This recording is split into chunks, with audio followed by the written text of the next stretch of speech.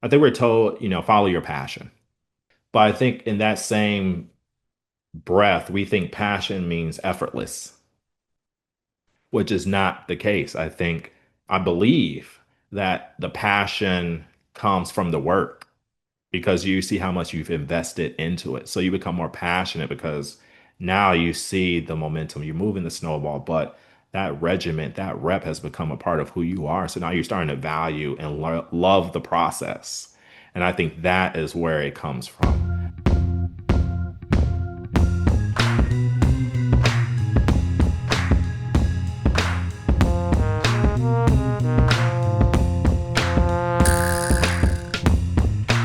All right, Deshawn, let's dive right in. What has it been like being a host of a podcast for 2 years now? I don't want to call it work, but I want to say that it takes effort because there's a lot of effort to keep it going, to push through the hurdles. I think launching a podcast is just such, I won't say cliche, it's just such a thing to do that we don't even consider all the behind the scenes coordinating, planning, organizing with in addition to our lives and things like that. I have a greater respect for podcast hosts who have been doing this for 1 year, 2 years, 3 years, a decade, and remain consistent. So I think it's just one has been so rewarding. I think what we built is amazing, but also just me as far as prep, content, and just coordinating and planning these type of things. I have such a high respect for it. Absolutely. And that's with only posting every other week. I mean, a lot of these podcasts are weekly, if not bi-week or 2 times a week. Now, all right, here's a good question. What's one skill that has completely developed, like from the start of the podcast to now, that you're like, wow, that came from doing all the podcasting? I want to say my listening skills have gotten better, but I want to say not like from 0 to 60, but like just that 10%, that red zone, like really listening, trying to draw alignments and really just hearing people without having any preconceived notions. I know we go into some of these discussions, interviews with research, some prep, some questions, but listening to the discussion, I might just completely throw away my questions and start fresh. So really just being a better listener, active listener, but a flexible listener, right? Listening to engage and not just, okay, what's next? I think when you do podcasts, we all have a pick your favorite podcast, right? You can tell when they're ready to go to the next question. They'll say something really standard like, oh, that's cool. Or, that's interesting. And they'll say that 20 times, right? Because they're just trying to get through their questions as opposed to really listening and having a conversation. So I would say that's probably the biggest thing I've grown to, just love about this skill set that I've built. That's great to hear, especially as the next in line and admiring your work both on season 3 and previously. It's fun to see how you improve throughout that process as the listener and the conversations that you get to have throughout the process. So going back to the conversations that you've been listening through these podcasts, can you think of one moment that's really stuck out of, wow, that's really something I would have never considered without talking to you about this? I wouldn't have expected me and Mike to be as close as friends that we are without the pod. And I think that, FPA NexGen, we're all great, right? But I would never thought me and Mike to be as close as friends as we've become through the pod, through the coordinating, through the planning, through the past 2 and semi years. I would say that's probably been one of the biggest walkaways with it. And even you, Ali, like just building these genuine relationships with no benefit to the individual, to me or who I'm speaking to. So I would say that is something I walk away with and be like, I look forward to seeing the pod and Mike and you and growing and building it. So I would say that's how I want to reframe that question. Now, interviews, let me think about it. One thing I will add that you mentioned, Deshawn, is like somebody will be interviewing a guest and they'll say something and it's like, oh my God, I have 5 questions now and we've got only 45 minutes. So maybe I can hit 2 out of the 5. So it's like choose your own adventure, but each has an opportunity cost, each question you ask. Because, since for 2 hosts, you probably only get 5 questions each, give or take. So you got to be really deliberate with the questions you're asking. Completely agree. It's just a life skill, right? Just being, like I said, being a better listener it's not about you. I think that's what hosting is all about. It's not about us and sharing our stories. It's about us facilitating a discussion and a platform for other people to share their stories, their resources, especially for next gen, right? How can we shine a light on people who are in the same position? So I think that's a good way to look at it. And selfishly, we get to take this opportunity to dive into your story now, and you get to be right in the hot seat. Now that this chapter is closing as podcast host, how are you using the skills that you've developed to take you into this next phase of your career journey? I've already filled the gap with other extracurricular activities. I'll say that I'm doubling down, I'll say here on FPA Illinois, all right? So doubling down on my presence here with the mentorship, cohort number 3. I don't know when this drops, but it's coming. And also the pro bono work. That's something I'm really trying to get more involved here in the city of Chicago and the surrounding areas. So that's is where I'm going to. I've had other people reach out about co-hosting a pod with me, but I think I'm actually going to just say no to everyone or just put it all on hold and just let things, let the dust settle as far as what I'm doing next. And I'll say those will be the extracurricular activities that I have going on after the pod life has come to a hold. Just because I'm curious, any particular reason why you put it on pause, picking up another podcast? I'm one of those people that as soon as I have idle time, I need to fill the slot with activities, and I have to be better at managing this throughout the year because I can be very overzealous. Like I'm gonna do everything. And here comes August, and I'm like, oh, I can't wait for all this to be over, right? I want to make sure that it's consistent and I'm being present in all those things. So I'm not saying it's not going to be another pod or something of content related in the future, but I just think right now, I really, really just like to take a break. Well, kind of shifting gears, because one thing I really admire about you is like you're a people person all through and through. You know how to communicate, you go out, you talk to people.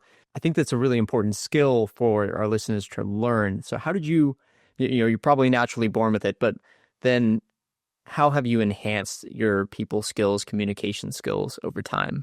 Honestly, I'm a shy person for people who know me or have grown up with me. I am a shy person, very shy. I'm a people person, but I'm very shy. I'm kind of like standoffish.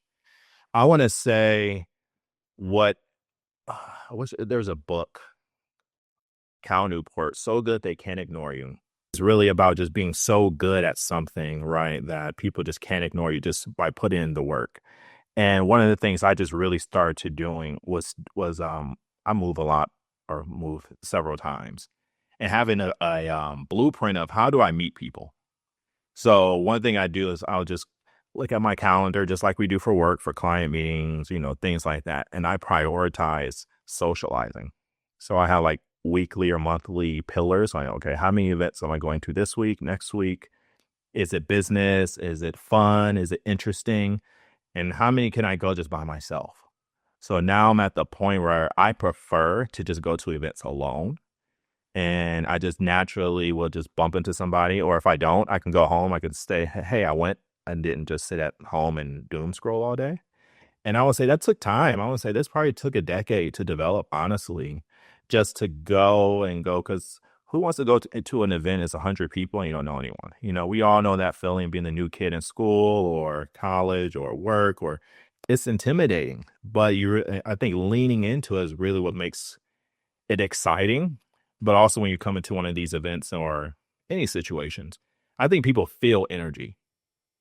Some people they have an approachable energy, and I think people are drawn to that. And I think I just try to be as genuine as possible and just really be concerned with people. And I think that's really helped me develop I like to say I'm a shy socialite, right? I'd say that's how I like to navigate, just building that skill of just like going to the gym. Like I need to go meet people, whether it's once a week, twice a week. And I just kind of keep that simple playbook always on my calendar.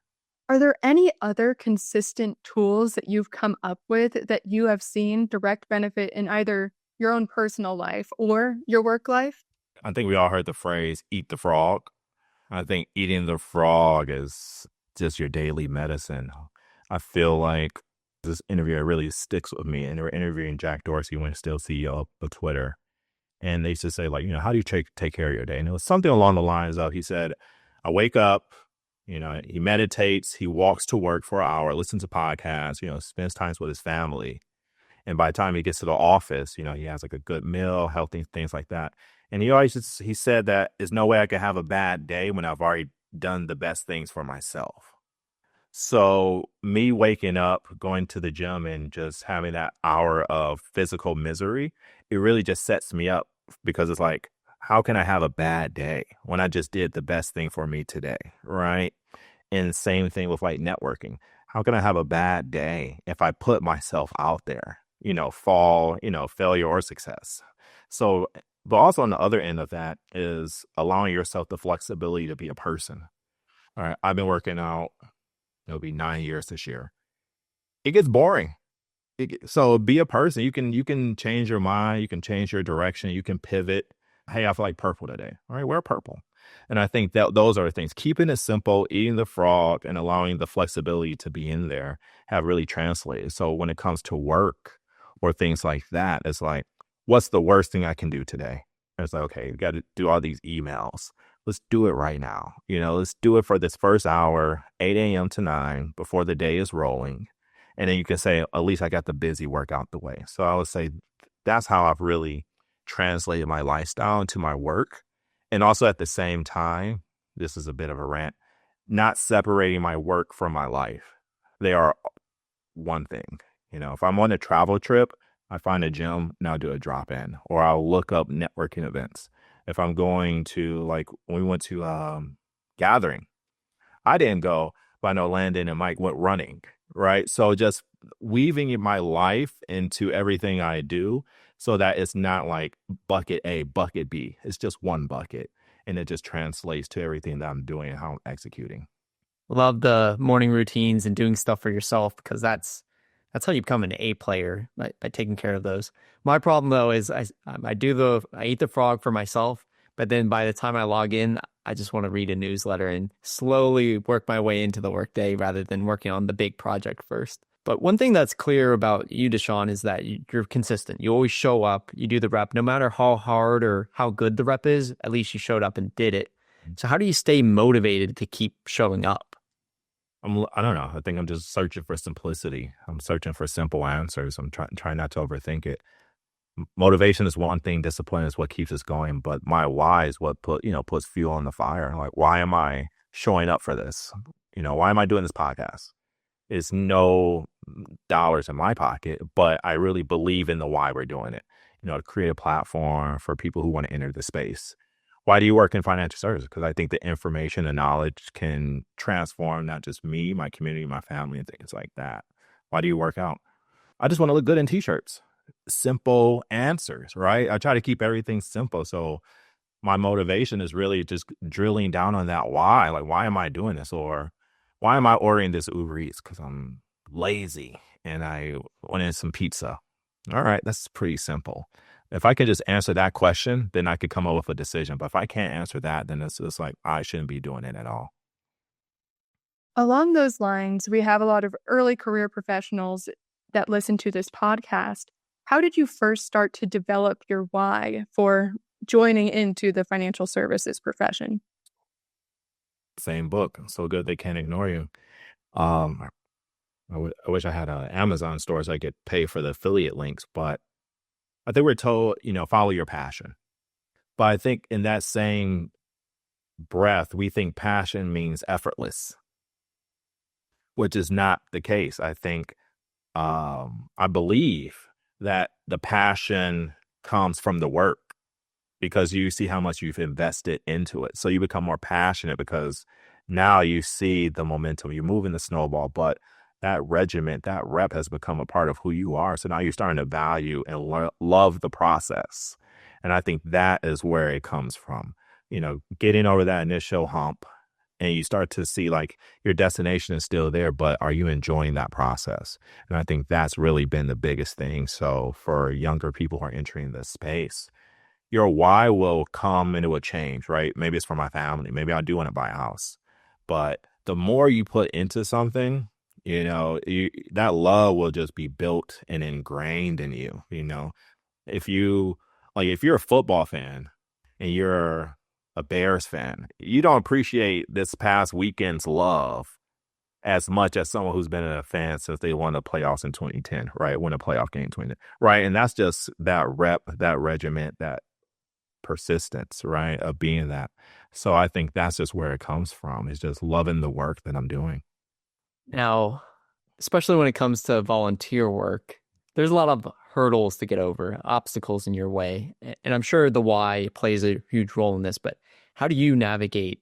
You're in between a rock and a hard place, and you got to work your way out to keep moving forward. Give me an example. Well, this podcast, it was sat for a year on the shelf before it really got up and running. So that tells me it took a lot of persistence. It took a lot of grit. And I mean, you were the leader to get the off the ground. It could have easily been like, hey, I'm done with this. I'll just do something else. I'll join another committee. And it circles back to that why. Like, why are we doing this? And I would say for the pie in particular, I thought it was just a great idea that someone else had brought up. I was like, this is actually a pretty cool idea. And we had all the pieces and all the ingredients for success, but, just connecting them, doing the work, shortfalls happen. But again, it came to the why. It's like, is this something I want to do? And is it fun? Can I get behind it? Can I believe in it? And I think that's just what it is. So I think when you're between a rock and a hard place, again, that why is a good place to start. But also the outcome doesn't always have to necessarily be positive. Sometimes between a rock and a hard place, you maybe just have to go through the rock, right? You might just have to say like, hey, this is going to be painful. But your why should tell you if that pain will be worth it on the other side of it. On that note, what's an example of a time where something didn't work out, where you did have to just admit defeat on something? And what did you learn from that rock and a hard place not going the way that you wanted it to go? I had a big proposal last quarter, Q4 2025. I had a huge proposal for a huge client. It didn't work out. How did I navigate that? I really had to go back through my whole process and identify when did it go wrong. And when I went through the sales process and the follow-ups and the emails and contact and things like that, I identified that one piece a while ago.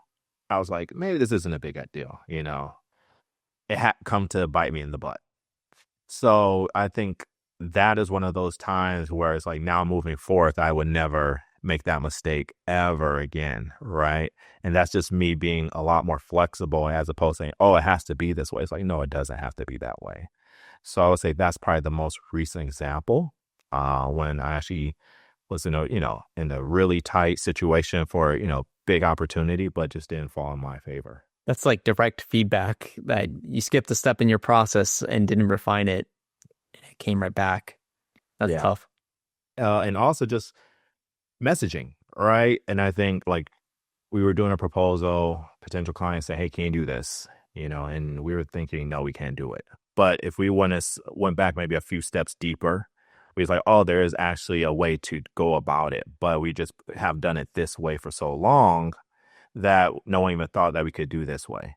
That direct feedback from myself was like, get more people involved earlier. Business development, we're professionals, we're facing clients, and a lot of the pressure does fall on us.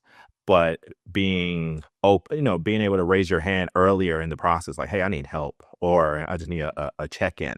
So I'll say like that, not trying to bear the burden of the positive or the negatives or the stress solo. I would say that's a good way I would like to word that. As a lot of people know, you're a career changer, been in the industry for a handful of years now, working with clients and then working with advisors. Mm-hmm.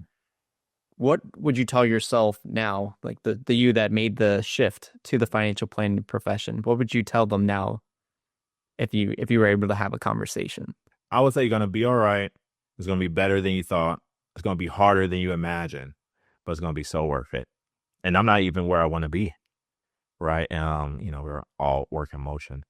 But I think as a career changer, I came from tech and try to be an entrepreneur and, a wide range of things. When I came into financial services, it was really just like a euphoric moment. Like, oh, this really does resonate with me. But, sunken cost fallacy, oh, I have this experience. Why not just build on that, blah, blah, blah. But being in financial services, and pivoting at that point, you never know what's on the other side of that. And I think that what creates that leap of faith is that you don't know. So if I was to tell a younger Deshawn, I'm like, you're going to be fine. It's going to be an adventure, to say the least. That is great. I have a soft spot in my heart for career changers because my mother was a career changer into financial planning. So the second generation got to watch her make that leap of faith. In that leap of faith, obviously your why is important. Your why are you doing this is going to lead you throughout that whole process of trusting yourself through it.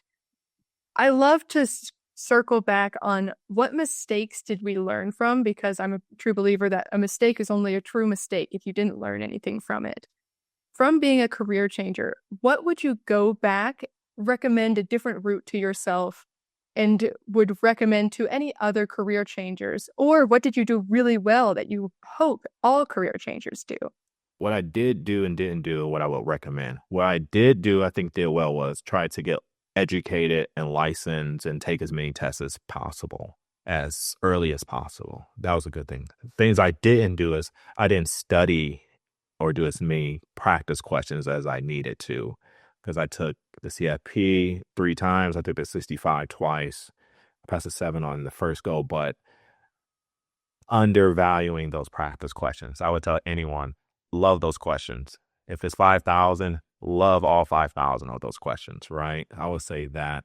And the mistakes I would say are trying to be not creating a focus early enough, trying to be too broad. Like, I'm a people person, or, call it what you want, but I could be too people-y. I could be, I want to talk to everybody. I want to talk to them. I want to talk, if I'm being well received by a group or a community or anything, and it might not be a fit, because I have a good rapport, I might spend too much time over there. So I would say learning to be more diligent and disciplined with your focus and your time. We are professionals. We are building businesses. We can't neglect that. We are a people business. We're here to service, but identifying that discipline and that focus earlier, your niche, a lot earlier would be my biggest recommendation. And on that note, how did you figure out your own niche? Being born in Detroit, live in Chicago, going to Western, that my niche was very geo-specific. I didn't realize how where you're raised has such a connection to just the people around you, right? I lived on the East Coast, and for a few years, it was great. It was cool. It was great, but it's just different. So when I moved here and I was like, oh, I go to this school or this, or I was raised this way, it just clicks so much faster on how you're able to just build these relationships with these people and professionals. When you're thinking about your niche or your focus, it might not be extra complicated. It probably could just be very simple in front of you, right? Like, I know some people, they just got married. Oh, we focus on people doing their first time home buyers. That's a pretty simple question because you can relate to it. So I would say that's kind of where I found my niche, was just trying not to make it this, 3x3 Rubik's Cube, but just saying like, hey, it could just be, hey, you went to this school, or hey, we share an interest in fitness. I love taking the complexity out of it. Just look at the simplest answer, and it's usually a correct one, especially in financial planning. It's always, it depends, but mostly correct 90% of the time entering into financial planning. It is fun to look back on what simple things did you do on the podcast, with your career, with your personal life. What simple things do you do every day that help you develop into the person that you are trying to be? Not trying to separate my life and my work. So I merged all my calendars to one calendar on my phone. So work events, social events, it's just all in one spot. So I'm not juggling like, oh, let me check this count. It's all in one. The calendar really keeps me organized, being prepped and things like that. Eating the frog in the morning, just eat it. Don't forget to smile, find, laugh, joy, be a person. I think that's something I try to do. I'm a pretty boring person. I think in my eyes, I do the same thing every day, but it can be exciting, but it's really just, here's my schedule. Here's when I go to bed. Here's my water. I have 3 of these throughout my place to make sure I drink them throughout the day. My 64 ounces of water, things like that. I just do them simple, and consistently. Yeah. I mean, it's just like financial planning. It's really about just making good, consistent decisions over long periods of time. That's how you build wealth. 2 years on the podcast. What is the last either takeaway or a message you want to leave with the listeners as you sign off? If you're listening to this podcast and you're considering a life in financial services, whether that's investments, consulting, wholesaling, planning, operations, you are doing the right thing by putting yourself in a position to grow, to learn, to fail. And I think this podcast will transcend all of us. I think that the resources here are really just phenomenal. Having a centralized hub and being able to connect with other people who are, I think, also pillars in the space.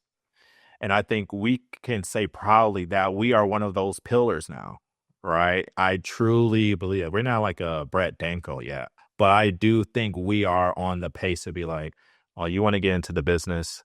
The Blueprint podcast is the one you need to listen to. And I think that's just something for us all to be proud of. I really love this group and just the relationships and the content and just the resources we built.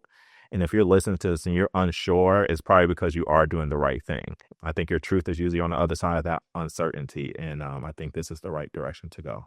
Deshawn, thank you so much for helping create this podcast, making it and growing it to a pillar, in your words, of the financial planning profession. It was actually cool. We got tagged in a LinkedIn post the other day.